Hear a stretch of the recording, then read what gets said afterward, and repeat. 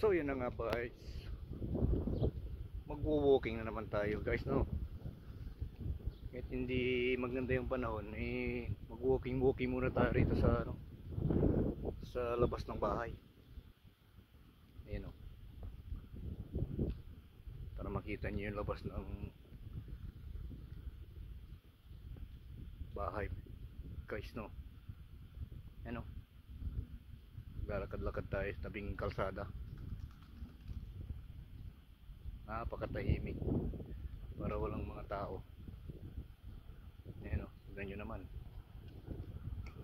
Dito lang yan sa tabing bahay idol. So lakad lang tayo rito,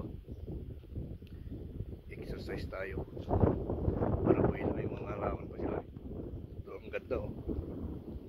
Ayan o, mga halaman ng tabing bahay guys. Ayan, ganda ng mga halaman nila. Ito sa New Zealand idols guys, wala kayong makita halos tao sa labas na ganito na weekend. Nandyan lang, dyan lang sila sa kabayan nila. Yan, nakikita nyo naman yung mga halaman nila, mga idol. Yan, maganda. Meron yan sa atin mga halaman na ganyan. Ayan o, yan o, ang ganda. Yan, so ang ganda. Lakad muna tayo dito sa kalsada. May patwalk naman tayo para makita natin yung kabuuan dito sa labas. Maganda yun nga lang yung panahon natin, nakikita nyo nagbabadya na yung ulan, kaya lakad-lakad lang tayo hanggang sa pawisan tayo ng konti kasi hindi naman masyadong mainit. Ayun guys, yun yung yun yung puno ng olive oil. Ayan, nakikita nyo yung olive oil niya, no? Ganda, may mga bunga na siya green. Ilaw pa yan mga idols, ilaw pa yan. Ayan yung puno niya, ilaw pa yan Ayan, yan yung bunga niya. Yan yung ginagawang olive oil. Yan yung olive fruit.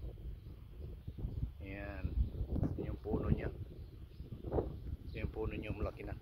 Ayan Ayan, ito yung puno. Yan, yan yung tinatawag na olive oil. Yan yung puno. Ayan dami siyang bunga.